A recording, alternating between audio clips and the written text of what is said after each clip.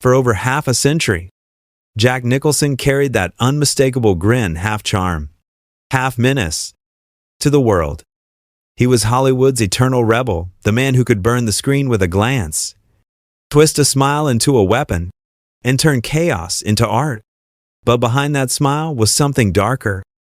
Jack Nicholson remembered everything, every slight, every betrayal, every person who made the work he loved feel hollow.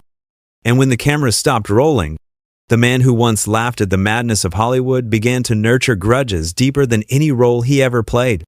Now, at 88, the silence is over. He has spoken. And 6 names, some of them idols, some of them former friends, have emerged from the fog. Each, in Nicholson's words, crossed a sacred line. They are not just names on a list. They are the ghosts that haunted one of cinema's most brilliant minds. So today, we open that door not to gossip, but to understand how admiration turned into anger, and how a man who defined Hollywood ended up despising some of its brightest stars. Let's begin with the first name on that list. The man Nicholson once worshipped as a god of cinema, only to discover he was human after all. Marlon Brando, the hero who broke his faith. For years, Jack Nicholson idolized Marlon Brando. He studied his movements, his pauses, his voice, the raw intensity that made A Streetcar Named Desire and The Godfather immortal. Brando was everything Jack wanted to be: dangerous, authentic, untamed. But in 1976, when they finally stood side by side in the Missouri breaks, admiration turned to bitterness. Nicholson arrived at the set with discipline and reverence. He was ready for war, the kind of creative duel that would define legends. Brando, however, appeared as if the battle had already bored him. He showed up overweight, detached, seemingly indifferent to the story or the people around him. He refused to memorize his lines, plastering cue cards all over the set on lamps, tables, even the faces of crew members. Nicholson, watching his hero stumble through scenes he didn't care about, felt something inside him snap. He later told a friend, "Genius doesn't excuse laziness. A lazy genius is just a fancy word for fraud." The chaos deepened. Brando started experimenting with random accents, one moment Irish, the next completely absurd, and insisted on wearing eccentric costumes that made no sense: bonnets, dresses, props that turned drama into farce. The film crew was baffled. Nicholson was furious. To him, this wasn't creativity, it was self-destruction. Each day felt like a circus, and he was trapped in the middle of it. By the time the movie premiered and flopped, their relationship had disintegrated. Nicholson still called Brando the greatest actor who ever lived, but he never forgave the man behind the legend. He saw in him a cruel truth that sometimes the gods we worship are the first to break our hearts. Shelley Duvall, the co-star who drove him to the edge. On the set of The Shining in 1980, Jack Nicholson wasn't just acting, he was unraveling. Stanley Kubrick's vision was relentless, the atmosphere suffocating. And at the heart of it all stood Shelley Duvall, the fragile woman playing his terrified wife. For the world, The Shining became a masterpiece. For Nicholson, it was a descent into chaos, and Shelley Duvall was at the center of it. Kubrick demanded perfection, forcing his actors through dozens, sometimes hundreds of takes. Nicholson could handle the exhaustion, he thrived on it. But Shelley's unpredictable emotions shattered that rhythm. One moment she was brilliant, trembling, real, horrifyingly authentic. The next, she was completely broken, her eyes vacant, her energy gone. Jack later admitted, "As an actor, you need a dance partner." With Shelley, it felt like she was hearing a different song. What began as sympathy, seeing a co-star crumble under pressure, slowly twisted into frustration. He needed stability, timing, trust. Instead, he faced tears, breakdowns, and an emotional fragility that turned every scene into a gamble. Kubrick's merciless directing didn't help. He isolated Shelley, criticized her, and used her pain to fuel the performance he wanted. To Jack, this made the set unbearable. It wasn't collaboration anymore, it was survival. Scenes meant to pulse with intensity became draining battles of endurance. Still, the film made history. Audiences were mesmerized by Jack's madness, Shelley's terror, the slow decay of sanity between them. But behind the curtain, the cost was enormous. Years later, Nicholson softened. He realized Kubrick had broken Shelley to reach cinematic perfection and that she had paid the ultimate price. He said quietly in an interview, "What Stanley did to her was unconscionable." The irony was cruel. The movie that defined his career was built on the emotional wreckage of a woman who couldn't recover from it. For Nicholson, the memory of The Shining never faded, not as triumph, but as a reminder that brilliance, when pushed too far, can become cruelty in disguise. Tom Cruise, the superstar Nicholson, called empty. In 1992, two generations of Hollywood collided in A Few Good Men. Jack Nicholson, the veteran of raw emotion, stood face to face with Tom Cruise, the rising symbol of perfection and control. Their courtroom battle gave birth to one of the most iconic lines in movie history. "You can't handle the truth." But behind that thunderous moment, Nicholson felt nothing but frustration. For the audience, their confrontation looked electric. For Jack, it was exhausting. Nicholson had built his art on risk, the unpredictable energy that made every take a living, breathing experiment. He thrived on chaos, on those fragile seconds when reality could slip through the cracks of fiction. Cruise, on the other hand, represented everything he distrusted about modern Hollywood: polished, rehearsed, immaculate, a machine finely tuned for image management. Jack once said, "You look in his eyes, and you can see the machinery working. It's perfect and it's empty." To Nicholson, Cruise's performance wasn't acting, it was calculation. Every smile, every movement, every line felt rehearsed to the last breath. What should have been a volcanic exchange between two titans became, in Jack's eyes, a carefully choreographed dance. He compared it later to listening to a studio recording when what he wanted was the sweat and chaos of a live concert. During filming, Nicholson poured his entire being into each take. He hurled every ounce of rage, hoping to break through Cruise's composure to provoke something real. But the young star never cracked. His timing was perfect, his delivery precise, his control absolute. After the shoot wrapped, Nicholson's verdict was brutal. He respected Cruise's discipline, admired his ambition, but knew they could never share the same set again. Their philosophies were from different worlds. One chased perfection, the other chased danger. To Jack, Cruise represented a new Hollywood, one obsessed with surface and safety. He walked away from A Few Good Men knowing he had acted in a masterpiece, yet feeling a hollow echo inside. Because for Jack Nicholson, acting wasn't about looking flawless on screen, it was about bleeding truth. And truth, he believed, should never be rehearsed. Faye Dunaway, the actress who crushed his dream. It should have been his triumph. The film, the Two Jakes sequel to the legendary Chinatown, was meant to be Jack Nicholson's ultimate masterpiece. Not only was he starring in it, he was also directing and co-writing it. It was personal, ambitious, a dream years in the making.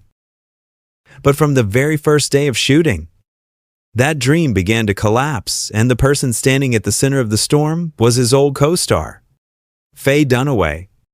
Years earlier, in Chinatown, their chemistry had been electric, raw, magnetic, unforgettable. Together, they had made cinematic history. But when they reunited, the energy had changed. What once felt like alchemy now felt like combat. Faye arrived on set late, questioned every line, challenged every decision Nicholson made. She refused to follow direction, insisting on her own interpretation, clashing with Jack's every instinct as a filmmaker. He was already carrying the weight of 3 roles: actor, writer, director, but Faye's defiance made it unbearable. At first, he tried patience. He respected her talent, remembered what they had created together. But as tension built, patience turned into anger. Nicholson finally exploded, shouting, "This isn't collaboration, it's sabotage." That one word, sabotage, defined everything that followed. The set descended into chaos. Crew members took sides. The dream that had been so clear in Jack's mind was slipping through his fingers, undone by the very person who had once helped him soar. When the 2 Jakes finally limped to completion, it was a critical and emotional failure. Jack was devastated. The film flopped. His confidence as a director was shattered, and he swore never to direct again. He once told a close friend, "I thought I was building something that would last, but I built it on sand and it drowned me." For Nicholson, Faye Dunaway wasn't just a difficult co-star. She became a symbol of everything that could go wrong when art and ego collided. The woman who once represented cinematic perfection had now come to embody disappointment and the end of his dream behind the camera. Sean Penn, the director who suffocated Nicholson. By 2001, Jack Nicholson was no longer just a Hollywood rebel, he was a living legend. He had spent decades building a reputation on instinct, risk, and spontaneity. Every role he took, he made his own. Every line, he could twist into something alive and dangerous. Then came The Pledge. Directed by Sean Penn, a man as intense behind the camera as Nicholson was in front of it. On paper, it sounded like a perfect match, 2 artists obsessed with truth, 2 men who refused to compromise. But once filming began, it became a nightmare. Sean Penn wasn't just directing, he was dictating. He wanted every pause, every glance, every flicker of expression delivered exactly as he envisioned it.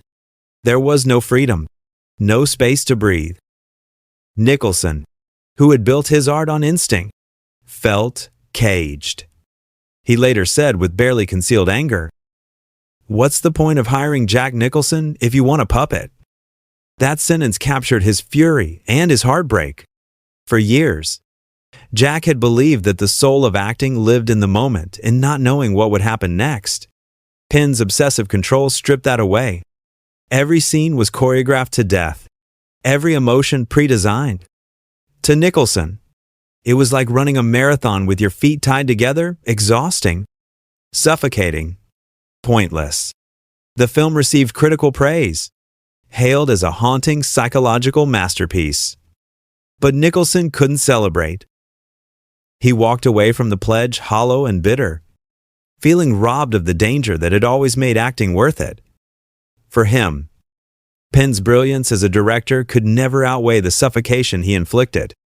After that experience, Nicholson swore he would never work under Sean Penn again. And he never did.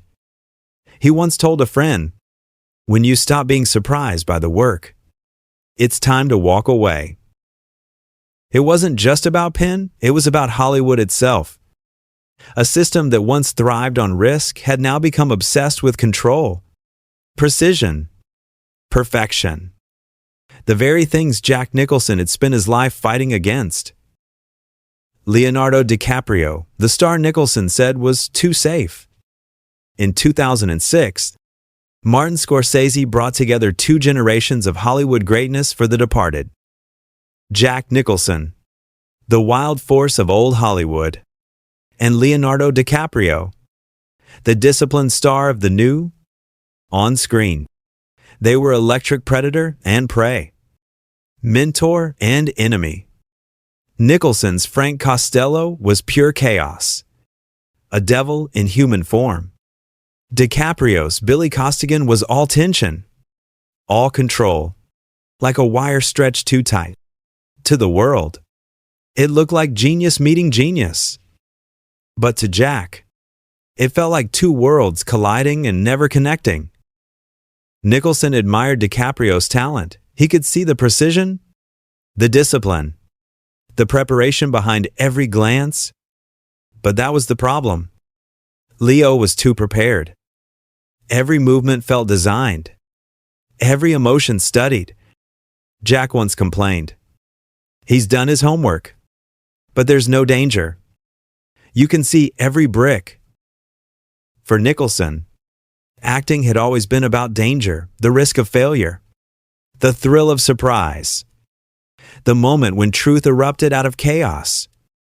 DiCaprio, he felt, approached it like an architect, building perfection brick by brick. It was brilliant, but bloodless. That difference came to a head during one unforgettable scene. Without warning, Nicholson pulled out a real gun and unplanned. Shocking move. Scorsese, sensing lightning, kept the cameras rolling. DiCaprio's fear in that moment was real, not acting. And Jack loved it. To him, that was art, unpredictable, dangerous, alive. But to DiCaprio, it was reckless, a violation of trust. After the take, the young actor was shaken, furious even. The moment that Nicholson saw as raw truth, DiCaprio saw as chaos without consent. That was the generational divide, two philosophies staring each other down. Nicholson came from the school of Sanford Meisner, where the soul of acting was to live truthfully under imaginary circumstances. DiCaprio belonged to a new Hollywood, precise, prepared, technical. Both were masters of their craft, but they were oil and water on set. When filming ended, Nicholson told friends, "The kids, great, but too safe for my blood." It wasn't an insult, it was resignation. He respected Leo's commitment, but they would never connect on the level he craved, that dangerous place where acting feels like combat and creation at once. The Departed went on to win Best Picture, finally giving Scorsese his long-awaited Oscar. But for Nicholson, the victory felt hollow. He once said quietly after the ceremony, "You can win everything and still lose the thrill that makes it worth doing." The film was a triumph for Hollywood. But for Jack, it marked the end of something, a reminder that the era of danger, risk, and madness he once ruled was fading into memory. 6 names, 6 battles, 1 truth. 6 names, 6 battles that shaped a lifetime. From Marlon Brando, the fallen idol who shattered his faith, to Shelley Duvall, the fragile co-star who mirrored the madness he tried to control. From Tom Cruise, the perfect machine he called empty, to Faye Dunaway, the legend who turned his dream into ashes. From Sean Penn, the director who strangled his freedom, to Leonardo DiCaprio, the golden boy who made him realize that danger had disappeared from the craft he loved. Each encounter left a scar, and together, they drew the map of Nicholson's disillusionment. He had once believed acting was chaos and fire, the raw collision of souls. But by the twilight of his career, he saw something else, a world that had traded danger for perfection, instinct for precision, and truth for control. In private conversations, he often said, "It's not that I hate them. I hate what they remind me of, that Hollywood changed. And maybe I changed with it." For Nicholson, art had always been rebellion, an act of faith that demanded vulnerability, risk, and imperfection. And those 6 people, each in their own way, represented the slow erosion of that spirit. Yet, beneath the bitterness, there was a strange kind of love. He never stopped admiring Brando's genius, or Dunaway's power, or DiCaprio's discipline. He simply mourned the loss of what he once believed acting could be. Dangerous. Human. Alive. As he entered his later years, Nicholson withdrew from the public eye. The grin faded. The role stopped. But his words, blunt, fearless, unforgiving, remained. He once told a young actor at a private gathering, "You don't need to be liked. You just need to be real. The rest is decoration." Maybe that's what all his grudges were about, not hatred, but heartbreak. Because for Jack Nicholson, truth in art was sacred. And in a world that had become too safe, too polished, too perfect, he simply refused to forgive the ones who forgot that.